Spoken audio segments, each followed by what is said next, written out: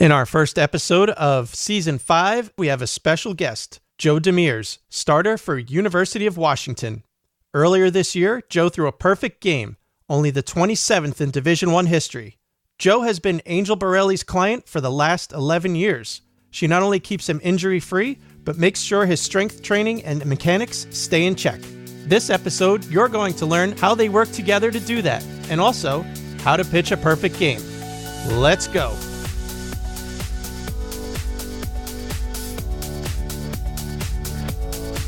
All right, so here we are, Season 5, Episode 1 of Baseball Pitching The Fix, featuring baseball pitching motion expert Angel Borelli. And Angel, can you believe we are on Season 5? I know. Hi, Joe. I'm so glad to be here.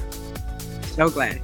Yeah, me too. And we're kicking off our 5th season with a very special guest, Joe DeMers from the University of Washington, who we also like to call Mr. Perfect since he just pitched a perfect game. But That's funny. But Angel, you actually have known Joe for a long time, so why don't you introduce him to our listeners? Okay, great. Well, the reason why I wanted to do this show is, Joe, to commemorate that wonderful day when you threw a perfect game a few weeks ago. And it's been such an honor to work with you over the past 11 years. And I think the coolest thing about for me working with you has been sort of a gift to me in the sense that it provides me with a message to all pitchers and all coaches that I think is so important to actually believe. When I started my work with pitchers a long time ago, the reason why I started to work with mechanics instead of doing the mental side of the sport, which is what I was actually studying, sports psychology, is that when I was a strength coach for pitchers and I started noticing the kinds of things that you guys have to go through on the mound, I said to myself, if I work with their body and if I work with their motion and if I help them understand their motion and I help them be in the driver's seat with their motion, that they have something to bite their teeth into, they can practice it off the mound so that when they get on the mound, they actually can be available for what the real game calls for, which is you're not thinking about the motion, but you're just getting the job done of getting your hitters out. And over the last 11 years, that's exactly what I've watched you do.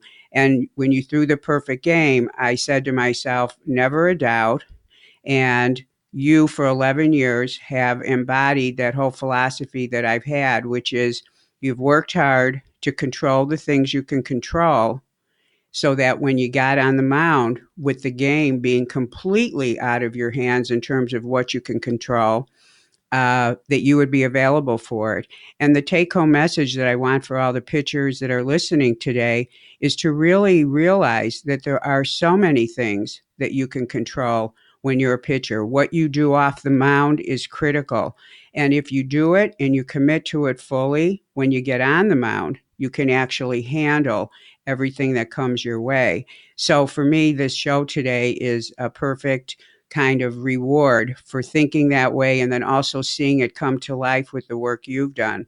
And Joe, it's so funny because when I think back 11 years ago, I get a call from Rick Ryder, who is the owner of the La Miranda Baseball Club. And he calls me and he says, I have a 10-year-old pitcher who is so good. He's got the stuff, but he's going to hurt himself if he keeps throwing this way. So I went out to the park to watch you pitch, and I don't know if you remember that first day, and I looked and I saw this strong, big kid on the mound. I felt so sorry for the hitters he was facing. It was only a practice, and I remember saying, oh, boy, and here we are today, 11 years later. So it's so great to have you here, Joe. Yeah, thank you guys for having me. I couldn't have explained that any better. So anyway. Yeah, well, there you go. So for those who don't know, Joe pitched a perfect game, only the 27th perfect game in Division I history earlier this year. Only 84 pitches. Amazing. What an efficient game. 9 strikeouts, 12 ground outs, 6 flyouts. The first in school history, the 5th in Pac-12 history. the first no-hitter by a Husky since Tim Lincecum pitched a combined no-hitter with Nick Hagedorn. Both of them played a little bit of Major League Baseball. Kind of good company right there, Joe. Congratulations on that. Yeah, thank you very much. Oh, yeah, absolutely.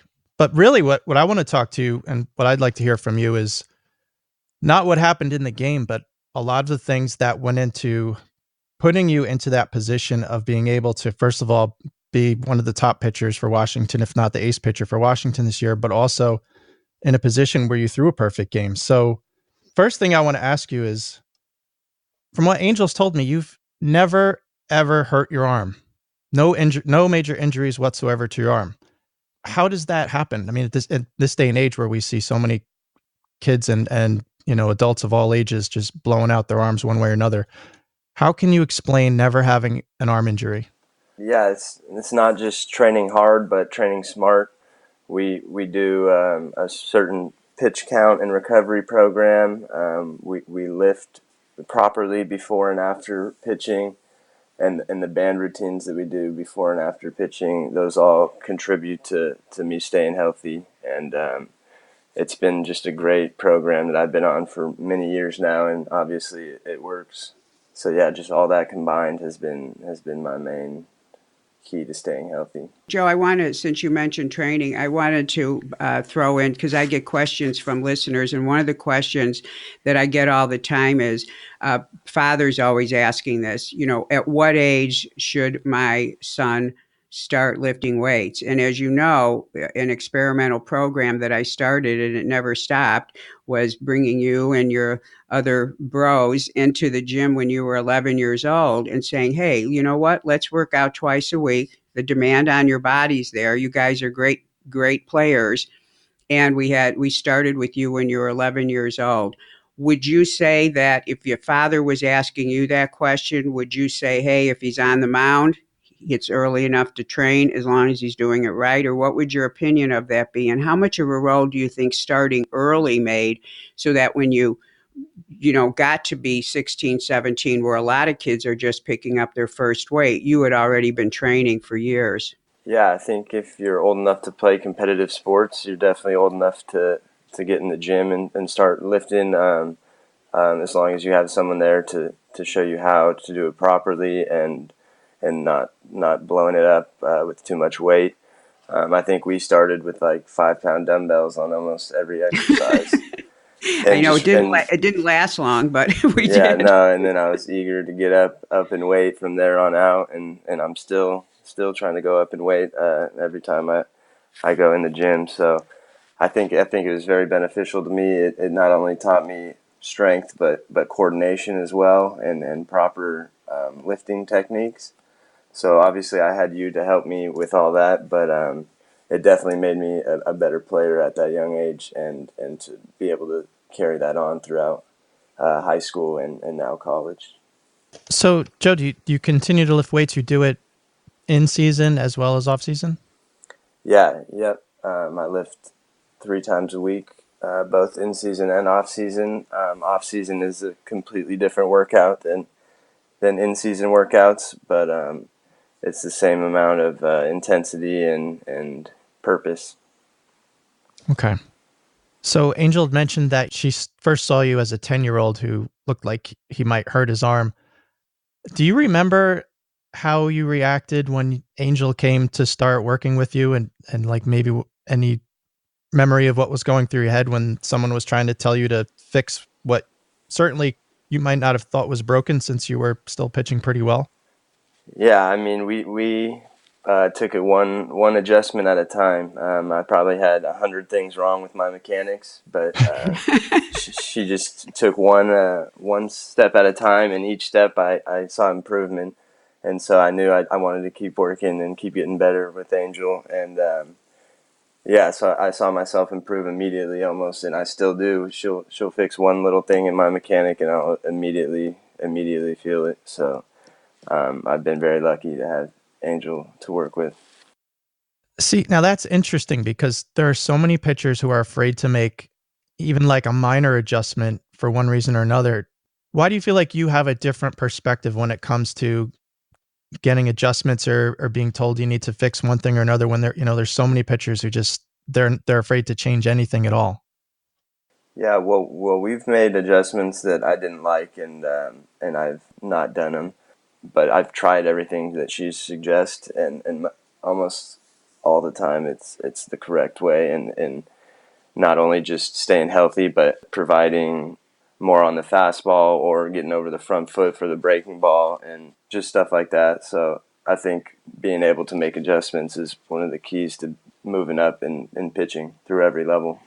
Yeah, and for both of you and for the listeners, I think that a key component that Joe lives by and may not articulate it this way, but he's always looking at the big picture. And to me, that is the way to approach things. If you are looking at the small picture, you're only concerned with throwing balls or throwing strikes, getting guys out without thinking about if this is something you can do or learn to do on a consistent basis.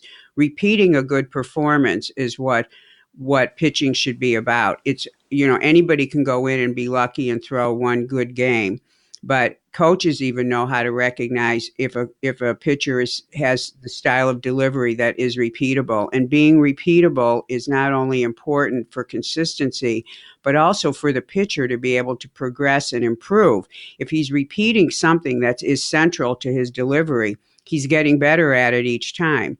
So one of the things that I know about you, Joe, is that when we discuss adjustments, and, Joe and I have always worked with, Joe, this is what I want you to do now. And by the way, this thing you don't want to do, let's put it on the sidebar. And if you want to do it later, come to me. I'm not nuts about you doing it, but you're still getting the job done. And that's the way we've always worked. And that really is the way that when someone's working with good adjustments for a pitcher, it's the way they should work.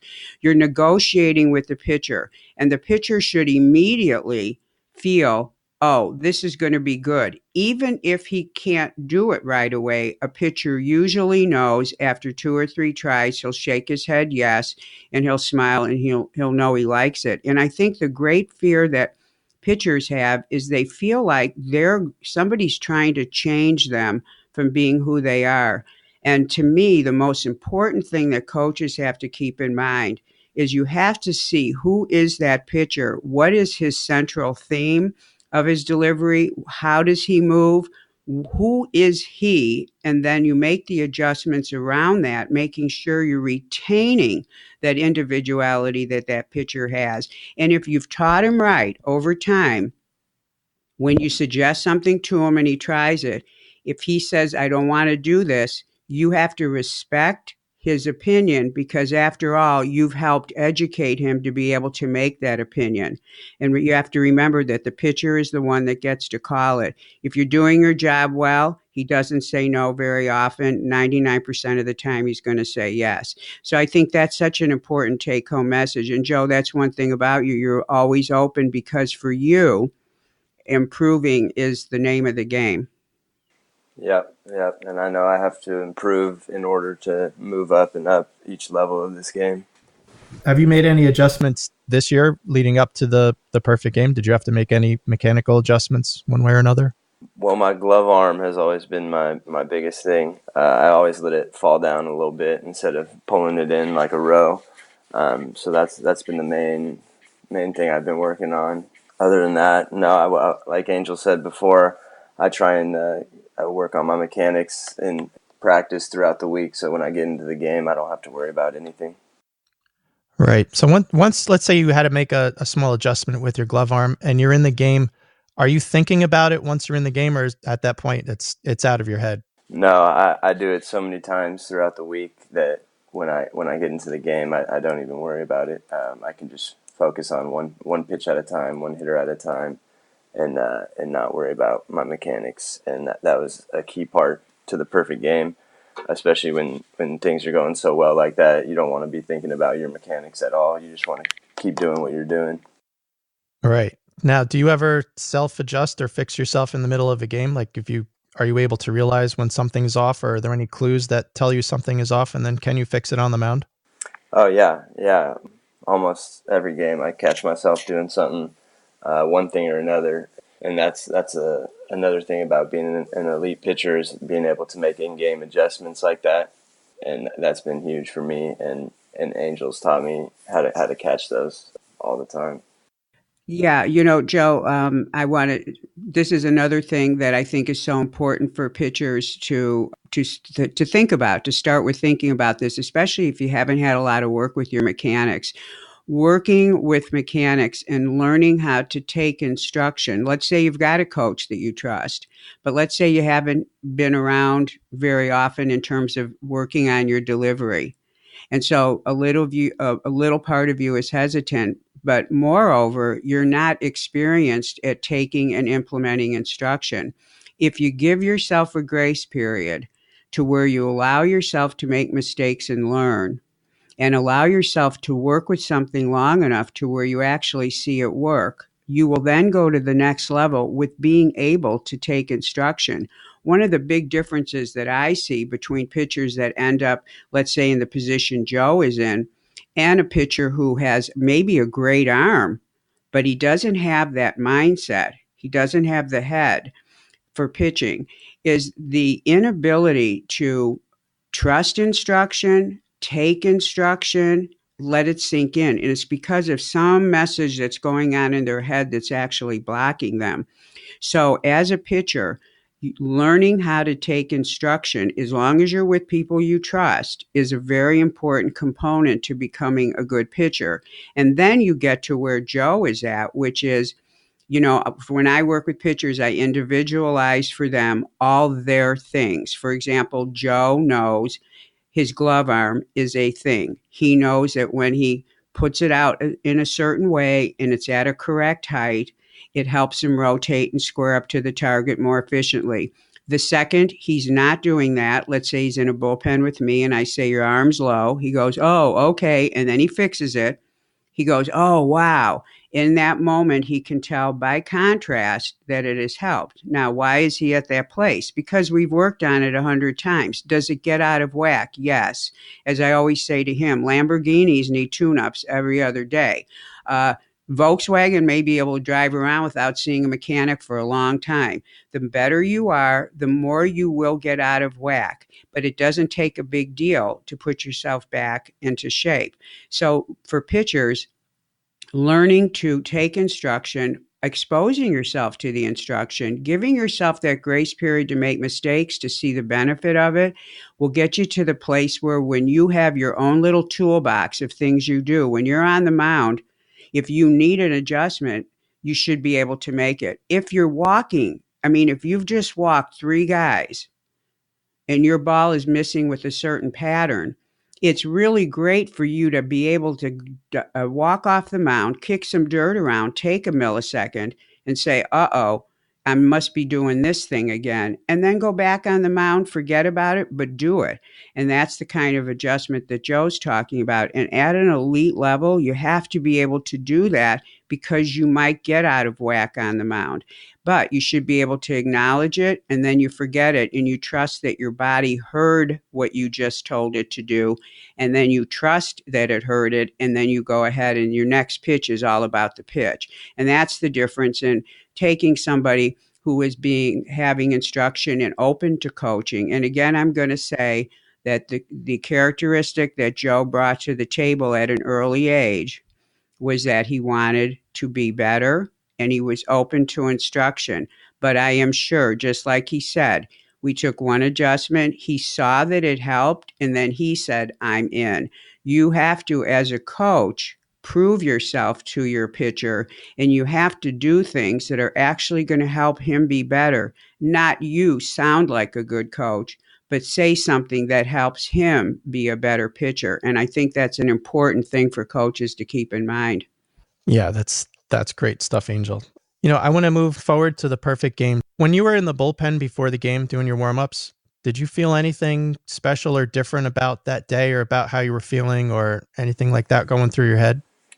No, nothing crazy. I felt really good in the pregame bullpen and just tried to carry it out to the mound. I actually stopped my bullpen a little short because I felt so good. I wanted to save some for the game, Right, of course. And at what point did you feel like you were doing something special? At what inning or what point were you like, whoa, I got a perfect game going?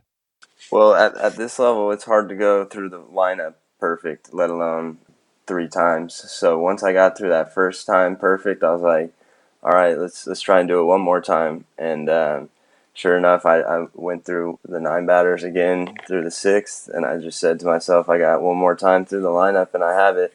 And so sure enough, 9 batters later, he flew out to right, and I had myself a perfect game. It was pretty special.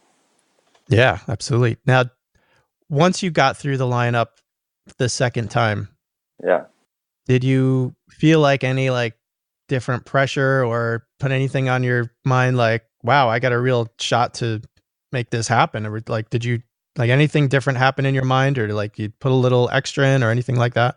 No, I just try to tell myself to keep doing what I'm doing because it's working. So I tried not to do anything different, and just keep throwing strikes like I was, keep my mechanics just how they were, and just keep doing what I was doing. So basically one pitch at a time. Yeah, absolutely. All right. So now after you've pitched the perfect game, what do you do for an encore? Like what was your mindset then going into the next start? Was, now that I've pitched the perfect game, what can I do next?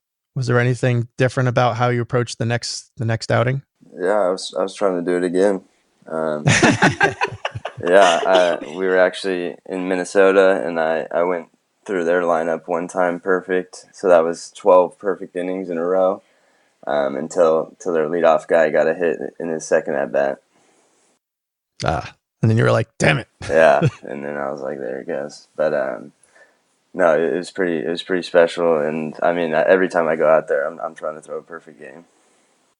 Oh, okay. So, but once you get that let up, we're like, all right, the perfect game's over.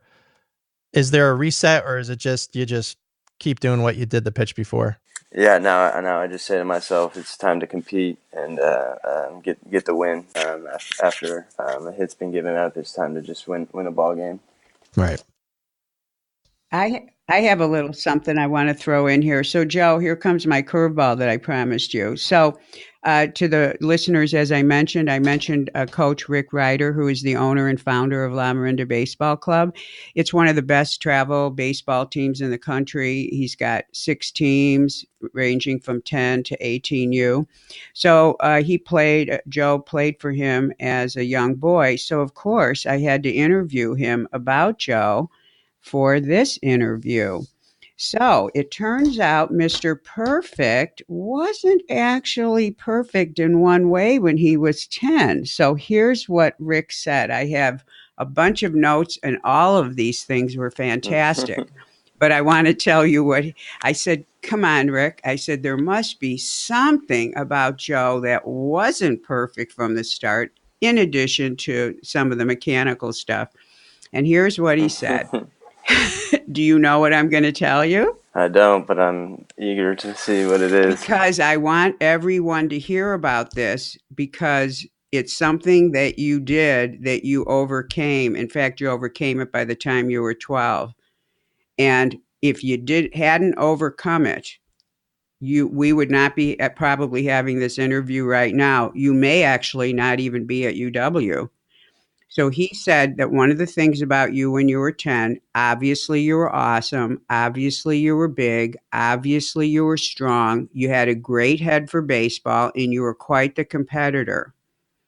He said, but you had no control over your emotions.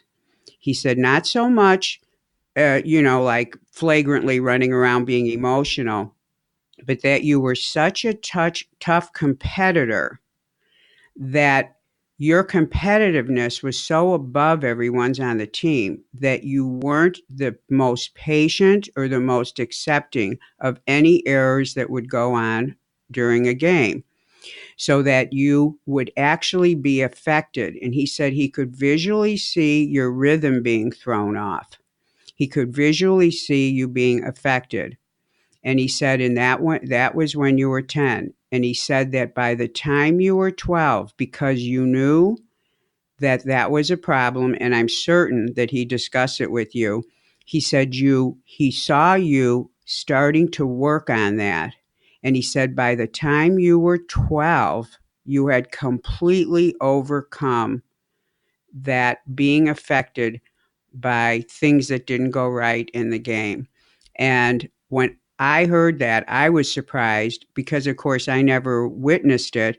But I thought it was a fantastic thing for the fathers of youth pitchers to hear and for pitchers to hear who still have not overcome that. And I want you to talk about, first of all, do you remember way back when you weren't an expert at controlling the mental game?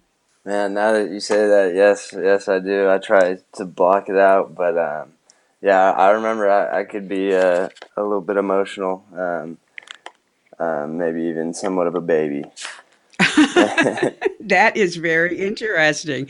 And so, Yeah, did you know it? And what was your plight to overcome it? Because, listen, I think this is the difference in pitchers that every coach listening knows this. We know the guys who have the stuff, and the stuff is you've got the head and you've got the arm and you got the smarts. Okay. It's just as simple as that.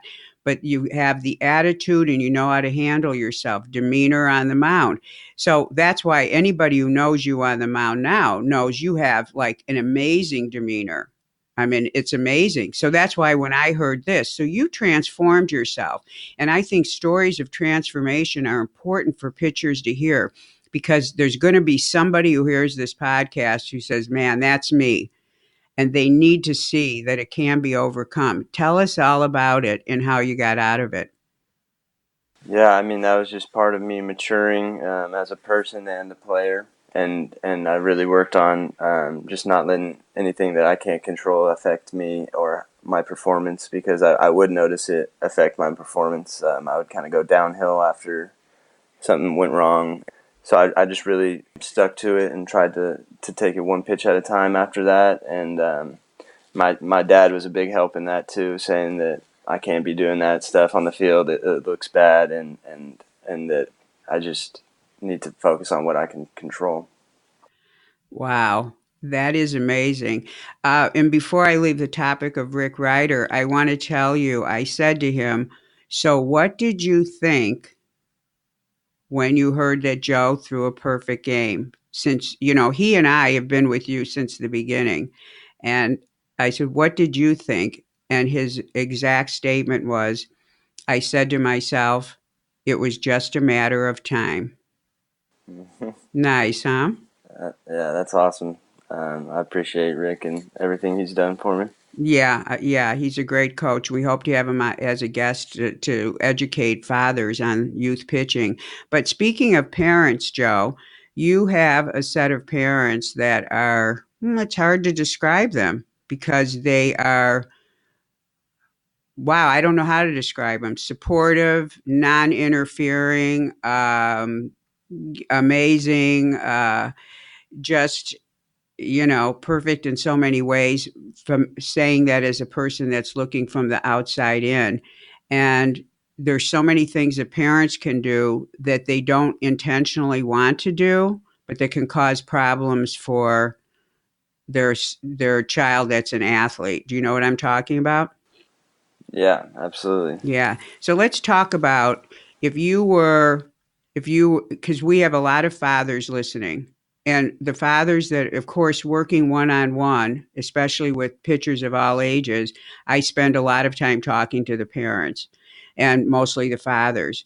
And every father loves his son, and every father expresses it in a different way. And every father wants the best for their son, and every father goes about trying to have their son have that in a different way. What do you think if you were talking to fathers who have sons that fail, sons that succeed, sons that, upset them when you see different behavior at games? What would you say are the magic ingredients or the kinds of things that a father should think about or understand about their son while he's on the mound? And also, what they can do as a father to be as supportive as yours is. Yeah, well, my dad was awesome. I don't think he ever said a negative thing about me. He would always just keep it positive, and he would suggest things that where he thinks I could improve. and he wouldn't force anything on me. He wouldn't yell or anything. He would just suggest ideas on where I can improve my game. And if I didn't want to talk at that moment, he wouldn't pressure me to talk or anything. So I think the way he went about it was to just let me do my own thing and learn from my own mistakes. And he was just there to support me the whole time. Wow. So, Joe, do you ever notice your dad or your mom while you were pitching a game at all? I mean, yeah, I can hear my mom cheering every game, but other than that, no, they would be at every game. They would be in the stands watching and cheering, but never anything crazy. Right. The only reason I bring it up because I'm sure you've seen the same thing. I've seen dads who like will stand behind the backstop and be barking out orders to their son, Yeah. or from the sidelines and all that. And I never thought it was a good idea, but but I've also seen the other side. Parents, it sounds like yours, are just kind of like stay back and let you play the game, let you do your thing, and let you be focused on what you're doing. Yeah, I mean, everyone's different, but my parents were really great about giving me my space and let me learn on my own.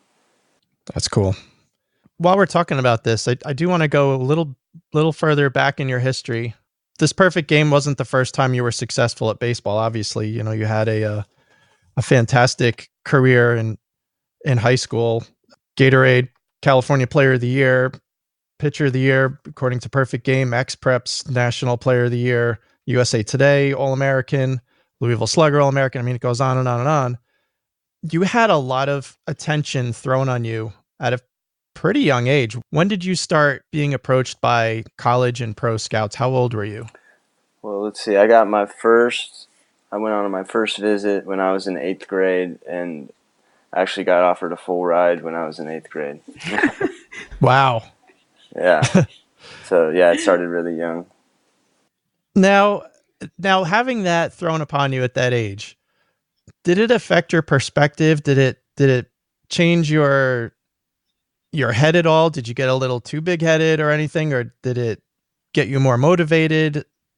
Tell me like how it made you feel, because not every 13 or 14-year-old is being offered full rides at that age. Yeah, it actually motivated me a lot. I saw I could get one full ride. I wanted to get a full ride from every school. Wow. I wanted to keep getting better and be put on the map nationally, not just in California. Wow. That's pretty impressive. How do you feel like you've been able to stay level-headed and grounded, even with all that attention from a young age? Definitely my family and friends. I have 3 good buddies that all play at Pac-12 schools, so we all just compete and try and get each other better and better at everything we do, whether it's in the gym or on the field. And then my family has just been supportive of me ever since I was little, and they've kept me level-headed and have taught me how to be humble and respectful. So I thank those guys for everything they've done for me. Is there anyone in particular who will let you know if you get a little too big for your britches? Oh yeah, my mom will. My mom's the one that keeps me level-headed. Absolutely. That's great. That's cool. Well, I have not so much a question, but I want to just because again, this is a moment for people and pitchers to hear some of the ingredients that it takes to be at your best in each moment. And even though I've worked with you, Joe, for so long, it wasn't until actually the last few years. I mean, I've always known what you were made of, but in the last few years, things have come up that were difficult. You didn't have the best freshman year. I'm not used to having you ever even lose or be pulled out of a game in a third inning or anything that was of that nature. Um, it just unusual circumstances that were new. And of course, as one of your coaches, I stand back and I'm just there for you. And watching the way you have handled things in the past few years. I mean, I respect all the pitchers I work with. I think pitchers are an incredible being. I think that to be a pitcher, it takes a lot. And I've watched you work hard But watching the way that you have handled some of the things that have been thrown your way in the last few years has been an amazing experience. And I want to just run you through a few vignettes so that the listeners can hear some of the qualities that it takes to get to where you're at now. So, one of the pictures in my mind I will never forget of you, and this goes back to when things still were always 100% successful for you. So, we would be working out in the gym twice a week, and Joe would not miss a workout. He would come in after a game, he would come in the night before a game, but whenever Joe was done, he would put the towel around his neck instead of having it in his hand, and he'd walk up to me and he'd look at me and he'd say, "So, is that it?" And I'll never forget one night, he walks up to me and he's got the towel around his neck, so I know he thinks he's done. And he says, "So that's it, kind of, right?" It's kind of a statement and a question. And I said, "Well, I have one more thing I was going to give you, but that's okay. You can go." And he would say, "Well, that one thing, would it help me be better?" And I'd say, "Yes." And he'd say, "Okay, what is it?" And that was a moment that I will never forget because I'm in the gym all the time with pitchers, and not everybody is like that. So I want every pitcher that's listening to this to think about that one more thing you might be able to do, that when you're deciding to do it, you don't check in with your fatigue level. You check in, or let's say your motivation level, you check in with your intent level and having the intention of being good. The second experience I remember that's funny is when, Joe, you were in a tournament. It was like a 4-day tournament. It was something where you wanted to pitch a second time. And I said, "Joe, if you go more than 59 pitches in this game, you're not going to be able to pitch on such and such a day." And you said, "Well, then I'll get this done in 59 pitches." And you got it done in whatever that pitch count was. Do you remember that? I do remember that. I think it was 59 exactly. Yeah, Wow. exactly. again, again, somebody who has the ability to call on their higher self to get the job done. And then I remember seeing you for the first time after your not so successful freshman year. I hadn't talked to you. Our eyes hadn't met in months and months. And you walked in. I remember meeting you for the first appointment during the summer, and we were going to get organized for some off-season stuff. And you walked into the gym, and I just looked up at you and caught your eyes, and you said, "So what do we have to do?" Yep, I remember that. And that was it. Again, the intent of not belaboring what you can't control, like the pitch you just threw, but thinking about the pitch you're going to throw right now. Again, Joe, you embody a philosophy that I live by, which is grow where you are planted. Doesn't matter what you're given, whether it's a success or whether it's a failure or whether it's something tough. If you take that moment and just say, "How can I get the most out of this?" no matter what it is, then you're always doing your best, even if you give up a grand slam, even if you get pulled, even if you throw a ball, even if you walk someone, no matter what. If you always grow where you are planted, handle what you are handed, then you will always be on the road to progress. And that's one of the things about you that I've learned and seen, over the past few years, and it's to be commended. And I hope every pitcher out there gets a chance to look at himself, review himself, and see where his strengths are, make them stronger, take the weaknesses, make them stronger, and then be on the same journey, because the journey is really just about being your best. And that's been what I've witnessed in you. And it's great to have the opportunity to be able to tell you that. Yeah, well, thank you. I try and take pride in that. Absolutely. Yeah, Angel alluded to your freshman year at Washington didn't exactly go the way you planned. Do you feel like did you lose any confidence after that season? Did it shake your confidence a little bit? I wouldn't say shook my confidence, but it showed me how much more I could improve and how much I had to work on. So I was ready to go after that year. I knew I had a lot to prove. I knew I had a lot to work on. So I was pumped up to get going and improving. Do you have any advice for other pitchers and as far as making the adjustment from high school to Division I college?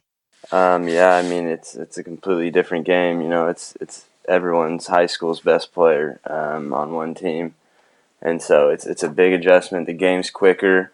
I would just say try and slow the game down and take it one pitch at a time and keep working. And even if that first year isn't what you want, the next year is going to be just as hard. So you got to keep working and keep getting better every way you can. What's next for Joe DeMers?